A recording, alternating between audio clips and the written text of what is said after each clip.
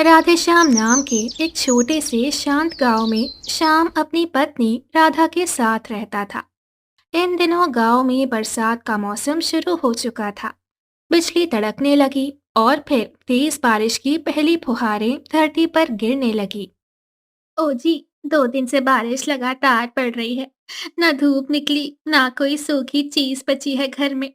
अगर ऐसे ही बारिश पड़ती रही तो हमारे पास खाने को भी कुछ नहीं बचेगा। तू ठीक कह रही है राधिका। तू तो वैसे भी समझदार है, लेकिन अब हम करें भी तो क्या करें। खेत पूरी तरह पानी में डूब गए हैं। अनाज की बोरी भी गीली हो गई। हमारे पास थोड़ी बहुत दाल चावल थे, वो भी खत्म हो गए हैं। लकड़ियां भी भीग गई, चूल्हा तक नहीं चल रहा। तूने सुना ना, सोमू काका क्या कह रहे थे कि बारिश कम से कम 15 दिन और चलेगी। ना रास्ता खुलेगा, ना कोई बाहर से कुछ लाएगा। ऐसा मत बोलिए जी। अगर इसी तरह पानी गिरता रहा तो हम खाएंगे क्या? फिर 4-5 दिन बाद बारिश रुक जाती है। फिर शाम काम ढूंढने के लिए चला जाता है। मालिक, आपके पास अगर कोई भी काम हो तो बताइए। मैं कुछ भी करने के लिए तैयार हूँ। बस बस घर में बैठकर बच्चों की भूख नहीं देखी जा रही। अरे श्याम, मैं तेरा दुख समझता हूँ, लेकिन जब से ये बरसात लगी है, मैं तो खुद अपने मजदूरों को आधा काम दे रहा हूँ। खेत पानी में डूबे पड़े हैं, छत की मरम्मत भी रुक गई। अभी तो कोई काम नहीं है बेटा। मालिक, हल भी जोत लूं, दीवार भी निचोड़ दूं, जानवरों को चारा भी डाल दूं, चाहे पानी में भीग कर भी क्यों ना करना पड़े, लेकिन कुछ तो दीजिए ना। बच्चों को 2 दिन से बस पानी पिला रहा हूं। देखो श्याम, काम तो बहुत है। खलिहान की मरम्मत, गौशाला की सफाई, अनाज की बोरियां लगानी है, पर इन हालात में कुछ कर भी नहीं सकते। सारा गांव ठप पड़ा है। मेरा भी नुकसान कम नहीं हुआ। मालिक, अगर मुझसे कोई गलती हुई हो तो माफ कर दीजिए। शायद ऊपर वाला भी हमसे नाराज है। सोचता हूँ कहीं मैंने किसी गरीब को मना तो नहीं कर दिया था, या किसी भूखे को बिना खिलाए लौटा दिया हो, तभी इतनी बड़ी सजा मिली। गलती किसी एक की नहीं है बेटा, यह तो वक्त की मार है। कुदरत का कहर सब पर बराबर पड़ता है। तू फिक्र मत कर, जैसे ही पानी थमेगा सबसे पहला काम तुझे ही दूंगा। और सुन, शाम तक आंगन में थोड़ी लकड़ियां और अनाज की बोरी रखी है, तू ले जा। घर में बच्चों के लिए कुछ तो हो। शाम 2-3 जगह काम मांगने जाता है, लेकिन बारिश की वजह से उसे कहीं काम नहीं मिलता। थक हार कर शाम चौपाल की ओर जाता है। अरे भाई परेश, और इस बार तो बारिश बढ़िया पड़ रही है, और खेतों के लिए तो जैसे वरदान बन गई है। बिल्कुल रमेश भाई, बारिश होनी भी चाहिए। अगर ये ना हो तो गर्मी जान ही निकाल लेती है। पिछले साल तो जून में मेरी हालत खराब हो गई थी। सही कह रहे हो परेश, इस बार तो मौसम भी वक्त पर पलट गया है। ऐसे ही 10 दिन तक लगातार पानी बरस जाए तो फसल भी जम जाए और गर्मी भी भाग जाए। अरे हाँ, 10 दिन की तो जरूरत है बारिश की, वरना फिर से धूप निकलेगी तो मिट्टी फट जाएगी। मैंने भी मौसम की खबर देखी थी, बताया जा रहा है कि पीछे से काफी भारी बादल आ रहे हैं। ओह, मतलब बारिश रुकने वाली नहीं है। नहीं भाई, मौसम विभाग ने तो साफ कहा है, अगले 10 दिन तक लगातार बारिश हो सकती है। बाहर निकलना मुश्किल हो जाएगा। उन्होंने तो सलाह भी दी है कि लोग जरूरी राशन वाशन पहले ही घर में रख लें। तो फिर चिंता किस बात की? मैं तो आज ही सारा सामान लेकर आ जाऊंगा। चावल, दाल, आटा, तेल, सब सब भर लूंगा। घर में फिर आराम से बरसात के मजे लेंगे। गर्मा गर्म खिचड़ी, पकोड़े और ऊपर से गरम चाय। इतना सुनकर शाम चौंक जाता है। अगर बारिश ऐसे ही पड़ती रही तो हमारा तो काम खराब हो जाएगा। हमारे घर में तो खाने को भी नहीं है, और ये लोग 10 दिन तक बारिश बता रहे हैं। ऐसे में खाने को कहाँ से आएगा? और घर का किराया कहाँ से दूंगा? मोहन चिंता करता हुआ अपने घर चला जाता है। अरे राधा, मैं अभी बाहर से सुनकर आ रहा हूँ कि अगले 10-12 दिन तक लगातार बारिश होगी। मेरे तो कुछ समझ में नहीं आ रहा कि मैं क्या करूँ। क्या? 10-12 दिन तक बारिश? अगर ऐसा ही हुआ तो हम खाएंगे क्या? आपको तो पता है कि घर की हालत कैसी है। हर तरफ से पानी टपक रहा है। अब तो बर्तन भी रखने की जगह नहीं बची। हाँ राधा, इस टपकती छत के नीचे कब तक टिक पाएंगे? अगर और बारिश हुई तो बच्चों को भी बीमारियां लग सकती हैं। देखो जी, सेठ जी का किराया भी देना है। पहले ही 2 महीने का बाकी है। अगर ऐसे ही हालात रहे तो हम कहाँ से किराया भरेंगे? वो तो सुनते भी नहीं हमारी बात। यही तो मेरे भी समझ में नहीं आ रहा। एक तरफ बारिश रुकने का नाम नहीं ले रही, दूसरी तरफ जेब में फूटी कौड़ी तक नहीं है। राधा, ये सब मैं अकेले कैसे संभाल पाऊंगा? ओ जी, मैं जानती हूँ कि तुम कोशिश कर रहे हो, लेकिन अब वक्त ऐसा आ गया है कि अकेले की नहीं, दोनों की लड़ाई है। हमें मिलकर ही रास्ता निकालना होगा। अगले दिन ही आसमान में अचानक काले काले बादल उमड़ने लगते हैं और तभी तेज बारिश शुरू हो जाती है, जैसे आसमान फट पड़ा हो। अब तो देखो, बारिश और भी तेज हो गई है। और ये छत तो देखो, हर कोने से पानी टपक रहा है। एक तरफ से बारिश की मार है, दूसरी तरफ से भूख की मार। अब तो घर में पका भी नहीं सकते। चूल्हा भी भीग गया। मैं क्या करूं राधा, समझ नहीं आ रहा। बाहर सैलाब जैसा मंजर है। ऐसे में मैं बाहर निकलूं? सुनो जी, देखो, मैं जानती हूँ बाहर हालात अच्छे नहीं हैं, लेकिन सोचो, सोचो जरा। अगर ये बारिश ऐसे ही चलती रही तो हम खाएंगे क्या? बच्चों को क्या खिलाएंगे? ये टपकता हुआ घर आज नहीं तो कल हमारी जान ले लेगा। ये भूख हमें उससे पहले तोड़ देगी। राधिका, इतनी बारिश में निकलना जान जोखिम डालने जैसा है। रास्ते में कीचड़ ही कीचड़, पैर भी फिसल सकता है। और फिर मुखिया जी क्या मदद करेंगे? वो खुद हर बार बहाना बना देते हैं। देखो जी, आपको जाना ही होगा। ये वक्त बहानों का नहीं है। अगर अब नहीं गए तो कल को पछताने का भी मौका नहीं बचेगा। जाओ, सीधा जाओ मुखिया जी के पास। उन्हें हमारी हालत बताओ। उनके सामने हाथ जोड़ो, रो पड़ो, लेकिन कुछ लेकर आओ। शाम सेठ जी के घर जाता है। मुखिया जी, ओ मुखिया जी। मुखिया जी घर के बाहर आते हैं। अरे मोहन, वो तो इतने बारिश में यहाँ कैसे? और वो भी मेरे घर के बाहर। क्या कोई बहुत जरूरी बात है? मुखिया जी, इस बारिश ने तो मेरा जीना ही हराम कर दिया है। छत से लगातार पानी टपक रहा है। घर के अंदर जैसे नदी बह रही है। बच्चे ठंड से कांप रहे हैं। और चूल्हा तो 2 दिन से जला भी नहीं पाया। खाना नहीं है, पैसे नहीं है। मजबूरी में ही आपके पास आया हूँ। अरे श्याम, बारिश तो अभी कम से कम 8-10 दिन और चलेगी। तू जानता ही है, इस बार गर्मी बहुत तेज पड़ी थी। बारिश होनी तो जरूरी थी। ऊपर वाले की मेहरबानी है जो अब राहत मिल रही है। मुखिया जी, यही बारिश आप जैसे अमीर लोगों के लिए राहत बनकर आती है। आपके पक्के मकान, गर्म चाय और आराम की जिंदगी के लिए ये मौसम सुहाना है। लेकिन हमारे लिए एक कहर बनकर टूटा है। मेरे जैसे रोज कमाने खाने वालों के लिए बारिश का हर दिन एक सजा है। और मैं आपसे भीख नहीं मांग रहा, सिर्फ कुछ पैसे उधार मांग रहा हूँ, ताकि 2 वक्त का खाना जुटा सकूं, बच्चों को भूखा ना सुलाना पड़े। जब हालात सुधरेंगे तो मैं पूरा चुका दूंगा। पैसों की बात अभी बिल्कुल मत कर।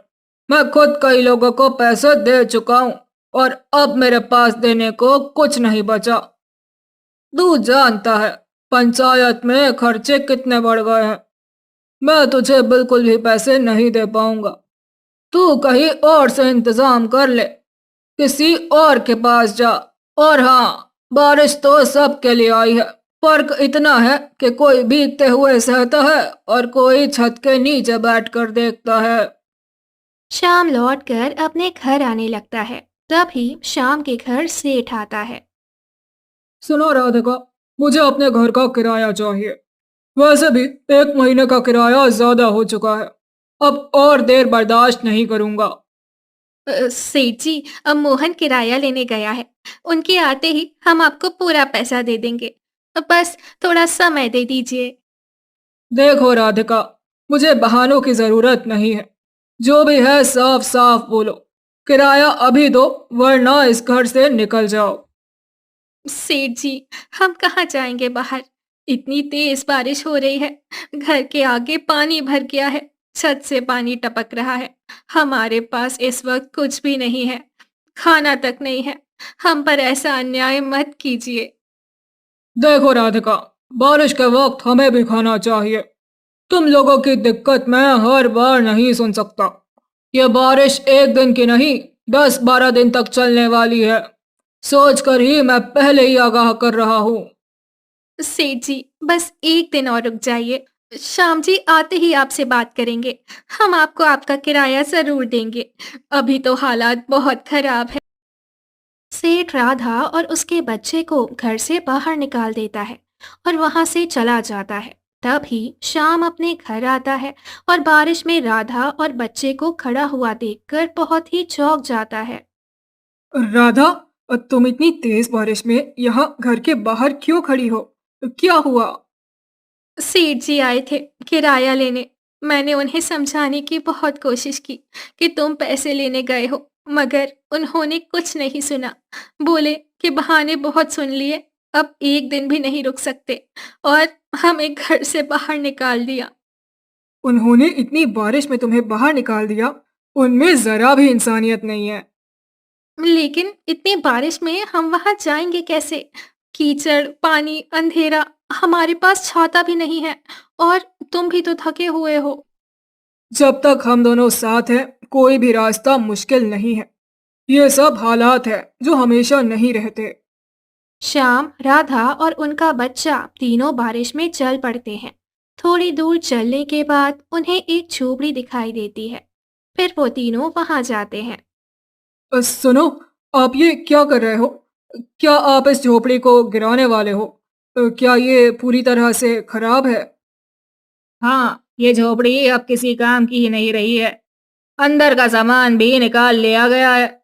मैं तो इसे यहाँ से हटवा ही रहा था। सुनो, मेरे पास अब रहने के लिए कोई जगह नहीं बची। बारिश के कारण झोपड़ी भी बह गई है और किराया ना देने की वजह से मालिक ने घर से निकाल दिया। अगर आप इजाज़त दें तो क्या इस झोपड़ी को मैं अपना छोटा सा घर बना लूं? मैं इसे साफ कर लूंगा। ऊपर कुछ तिरपाल डाल लूंगा। कम से कम सिर पे छत तो होगी। तुम्हारी आंखों में मजबूरी साफ दिख रही है। ये जमाना गरीब को जीने नहीं देता। तुमने मुझसे कुछ नहीं मांगा, सिर्फ एक बेकार झोपड़ी मांगी है। लेकिन तुम्हारे इरादे नेक हैं। ठीक है, ये झोपड़ी अब कुछ दिन तक तुम्हारी है। जैसे चाहो इस्तेमाल करो। और ये लो, कुछ पैसे रख लो। बहुत ज्यादा तो नहीं है, लेकिन शुरुआत के लिए काफी होंगे।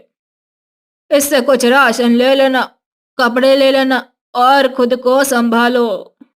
आपने हमारी जिंदगी बचा ली। भगवान आपको इसका बहुत अच्छा बदला दे। मैं कभी आपका ये एहसान नहीं भूलूंगा। श्याम उस झोपड़ी को काफी अच्छे तरीके से घर जैसा बना देता है। वो बारिश से बचने के लिए झोपड़ी के अंदर चले जाते हैं। राधा, जो उस आदमी ने पैसे दिए थे वो बहुत कम है। मैंने सोचा था कि इनसे मैं थोड़ा सा राशन ले आऊंगा, लेकिन अब समझ नहीं आ रहा कि इतने कम पैसों में घर भी चलाऊं या कोई काम भी शुरू कर लूं। तुम ही बताओ, अब क्या किया जाए? सुनो जी, जब वक्त बुरा आता है ना, तो अपने भी पराये बन जाते हैं। इस बरसात में किसी ने हमारी मदद नहीं की। ना मुखिया जी, ना गांव वालों ने। किसी ने नहीं। ऐसे में हमें ही अपने लिए रास्ता निकालना होगा। इन पैसों को यूं ही खर्च कर देने से बेहतर है कि इनसे कुछ काम शुरू किया जाए। ऐसा काम जो ज्यादा बड़ा ना हो, लेकिन कमाई दे और बरसात के मौसम में चले भी। देखो जी, इस बारिश में लोग घर से निकलते तो हैं, लेकिन उन्हें गर्म खाने की तलाश होती है। बारिश और गर्म चाय के साथ अगर कुछ तला मिल जाए तो लोग मना नहीं कर पाते। अब मुझे लगता है तुम समोसे का ठेला खोलो। गरम गरम समोसे बारिश में खूब बिकते हैं। राधा, ये तो सच में बहुत अच्छी तरकीब है। समोसे तो हर मौसम में चलते हैं, लेकिन बारिश में तो खास कर। श्याम अगले ही दिन से समोसे का ठेला लगा लेता है और कुछ ही दिनों में उसके समोसे काफी अच्छे चलने लगते हैं। अरे वाह श्याम, और तेरे समोसे तो कमाल के निकले यार। वो ऐसा स्वाद तो मैंने पूरे गांव में कभी नहीं चखा। एकदम कुरकुरे, अंदर से मसालेदार और बाहर से सुनहरे। क्या बात है।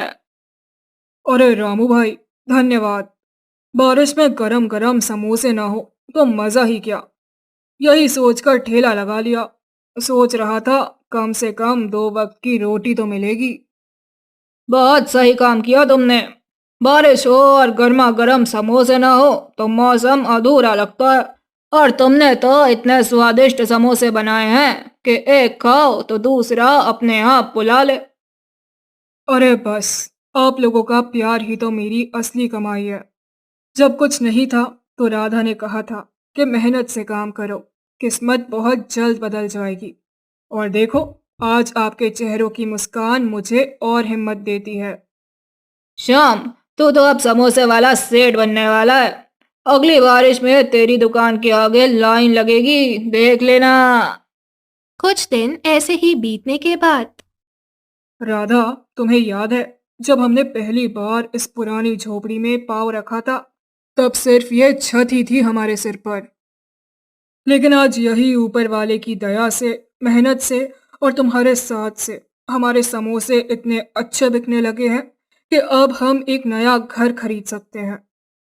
हाँ जी, मैं वो दिन कैसे भूल सकती हूँ जब बारिश में हमें बाहर खड़ा होना पड़ा था, जब पेट में भूख थी और जेब में सिर्फ कुछ सिक्के, लेकिन उस अंधेरे में भी तुम्हारे हौसले की रोशनी थी। राधा, अब समय आ गया है कि हम इस झोपड़ी को अलविदा करें।